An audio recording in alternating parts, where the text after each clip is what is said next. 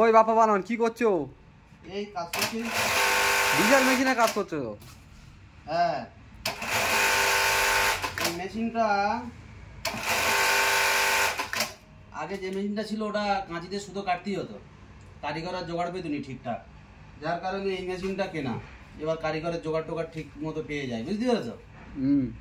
তো এই মেশিনটা কিনতে গিয়ে ভাই আমার জীবনে একটা ইতিহাস ঘটে গিয়ে সারা জীবন মনে থাকবে মারা। কি ইতিহাস ঘটে বলো দেখি শুনি।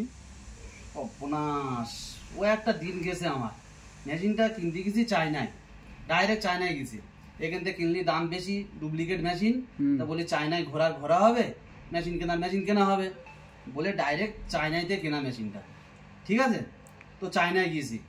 চায়নায় গিয়ে এবার আমি জানি একদিন থাকবো, একদিনের মতন খাবার ঘরতে আমি করে নিয়ে গেছি। ঠিক আছে, একদিনের মতন খাবার ঘরতে করে নিয়ে গেছি। গিয়ে যাই হোক আমার এখন দুদিন থাকতেই হয়, একদিনই কাজ মেটে নেই। শুনতে পাচ্ছ? শুনতে পাচ্ছি, বলো। একদিনই কাজ মেটে নেই, দুদিন থাকতেই হয়। তো বলে আমি কি করেছি, মেশিন কিনেছি, মেশিন কিনে পার্সেল করে দিয়েছি। দিয়ে এবার আমার তো মানে একদিন ওভার হয়ে গেছে আমার কাছে, মানে আমি যা ঘর থেকে খাবার করে নিয়ে গেছি ও খাবার শেষ হয়ে গেছে। খাবার তো মানে এবার খেতেই হবে, বাঁচ দিতে হবে। তা ওখানটায় হোটেলে গেছি, শুনতে পাচ্ছ? হ্যাঁ শুনতে পাচ্ছি, বলো। তো হোটেলে যাওয়ার পরে কি খাবো মানে কুকুর, বিড়েল, পোকা, মাকড়, সাপ, ব্যাং সব দেখা পাচ্ছি। মানে মাথা খারাপ হয়ে যাচ্ছে, খিদেও লেগেছে, বুঝতে পেরেছো? এক জায়গায় গিয়ে দেখি না, এক জায়গায় গোলাপজাম দেখা পাচ্ছি, মানে যেটা কালো লেডি কিনি, বুঝতে পেরেছো? গোলাপজাম খাবো, কাছে গিয়ে ভালো করে চামচ নাড়াতে দেখছি মানে ওটা গোলাপজাম না, লেডিকেনি না, কুকুরির বিচি, বুঝতে পেরেছো? কুকুরির বিচি ওটা।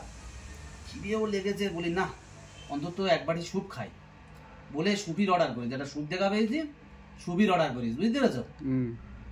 স্যুপির অর্ডারটা যখন করেছি, স্যুপ আসলো। স্যুপ আসলে খিদেও লেগেছে, ওইরকম স্যুপ খাবো, টেবিলে বসে আছি। ঠিক আছে, স্যুপ এলো, এমন সময় স্যুপ আসলো। স্যুপটা আসার পরে আনকি ছেলে দেখি না স্যুপির ওপরে 3টে মাছি ভাসছে। ঠিক আছে, স্যুপির ওপর 3টে মাছি যখন ভাসছে, আমি হোটেল ম্যানেজারে ডাকলুম। হোটেল ম্যানেজারে ডেকে বলছি, মানে ইশারা, ওখান তো আমার ভাষা কেউ বুঝতে পারবে না, ওদের ভাষাও আমি বুঝতে পারি না।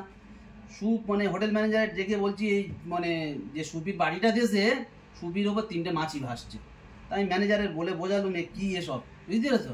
বুঝতে পারলো, বুঝতে পেরে এবার হোটেল ম্যানেজার ওয়েটারে ডেকেছে, বুঝতে পেরেছো? ওয়েটার বলে যে এসছে, ওয়েটার এবার হোটেল ম্যানেজার ওনা কি বলছে দেখো, চামেলি চুকনা চাইনি চিজা চামানা, বুঝতে পেরেছো?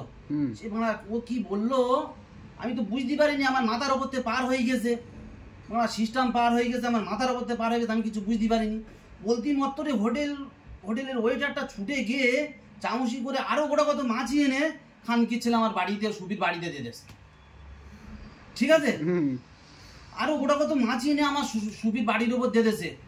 খানকির ছেলে আমি তো অবাক, আমি তো একদম মানে কিছু বুঝতে পারি না, এটা কি হলো। যা হওয়ার হলো, আমি লাস্টে এইটুকু বুঝতে পারলুম যে খানকির ছেলে ওটা স্যুপ না, ওটা আসলে মাছির স্যুপ, বুঝতে পেরেছো? ওটা মাছির স্যুপ ছিল।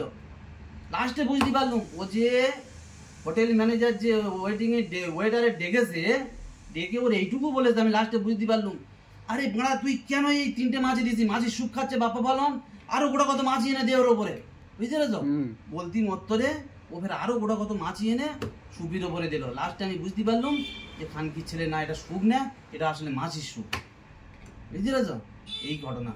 খানকির ছেলে, উফ বাবা।